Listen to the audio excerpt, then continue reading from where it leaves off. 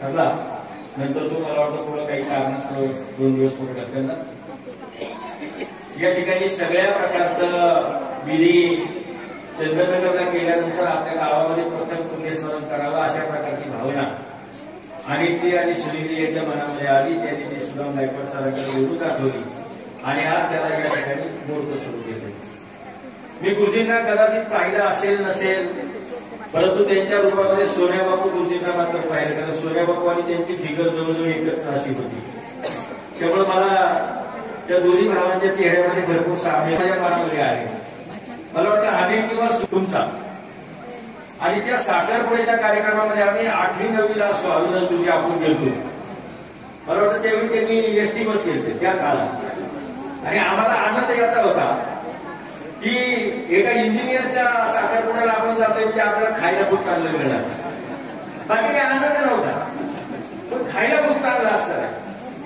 आणि मग तिथे गेल्यानंतर आम्हाला तो जो आनंद आहे तो आनंद अर्थात मिळाला. पण जे अनिलजींनी सांगितलं ते महत्वाचं आहे की त्या काळामध्ये गरिबी आणि गरिबी सगळ्यांचीच होती. मला आठवतं माझी आजी सुद्धा शिंपे भाऊ तुमच्याकडे यायची आणि पुसणं करून नंतर आणि पोरं भरपूर असायची त्या काळाच्या प्रकारे. 12-12, 13-13 पोरं असायची घरामध्ये.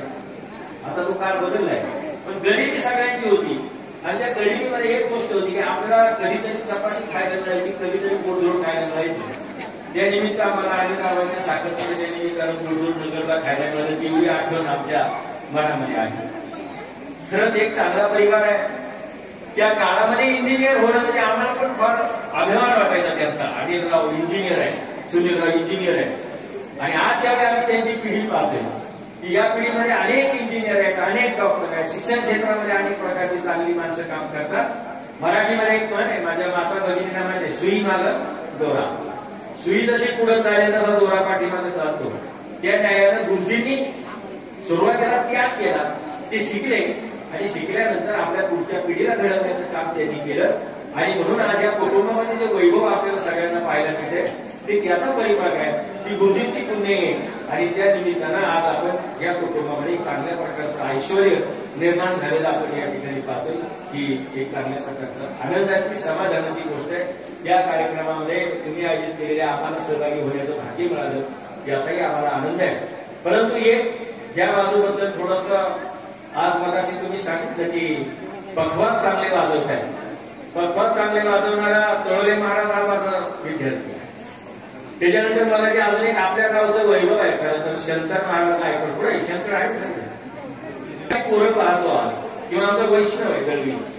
आज नवी पिढी या क्षेत्राकडे येते आहे, पण ज्यावेळी नवी पिढी क्षेत्राकडे आली त्यावेळी त्यांनी काहीतरी नाविन्य घेतलं पाहिजे. आता पण आज आपण इथं बसलोय खरं, पण हे कीर्तनाचं सगळं नायोगला कीर्तनाचं संध्याकाळपर्यंत आमचे पत्रकार ज्ञानेश्वर मुलगुले त्यांनी सगळं कीर्तन आणि सगळा कार्यक्रम या ठिकाणी फोटो म्हणजे हे केलंय, व्हिडिओ केलाय. तो व्हिडिओ तुम्हाला संध्याकाळपर्यंत अशी काही माणसं आहे, काही मिळेल न मिळेल, काय होईल काय नाही, पण जायचं चांगला कार्यक्रम असला की व्हिडिओ करायचा आणि व्हिडिओ तो लोकांमध्ये पाठवायचा. अशा प्रकारची कुठल्याही निरपेक्ष भावनेनं काम करणारी मंडळी जेव्हा एकत्र येतात तेव्हा त्या ठिकाणचा आनंद उत्सव वेगळा असतो.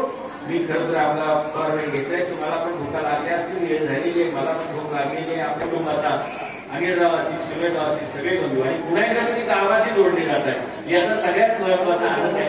कारण माणसं गेली शहरामध्ये गेली तरी शेवटी एक आहे की त्यांना शेवटी गावाकडे जी गोड असते ती गोड फार महत्वाची आहे. ती पुन्हा अनिलराव सुरेगाव जशी तुमच्या मनामध्ये निर्माण झाली तसं तुमच्या सौभाग्यवतींच्या, तुमच्या नातवंडांच्या, तुमच्या मुलांच्या, तुमच्या कुटुंबांच्या मनामध्ये या गावाबद्दल एक प्रेम निर्माण झालं पाहिजे. ती माणसं सारखी आली पाहिजे आणि या नव्या पिढीशी एकदा सगळेजण कुठेतरी सहचार्य त्यांचं निर्माण झालं. मुलींना भावांजलीचे माझे 2 शब्द थांबवतो. जय हिंद, जय महाराष्ट्र. शामराव गायकवाड महाराज यांच्या ठिकाणी कीर्तनरूपी सेवा समर्पित केली. महाराजांनी कीर्तनरूपी सेवेमध्ये निवडलेला अभंग कुळी कन्यापुत्र होतील जे सात्विक हा जो काही अभंग निवडला आणि त्या निमित्तानं आमच्या सर्वांचं जे काही प्रबोधन केलं त्याबद्दल महाराज तुमचं गावच्या वतीनं आमच्या सर्वांच्या वतीनं ऋण व्यक्त करतो. सुद्धा त्यांनी एक चांगल्या प्रकारचं काम केलं. अशा माणसांच्या कार्यक्रमाला जाणे हे आमचं आम्ही भाग्य समजतो. खरोखरच मगाशी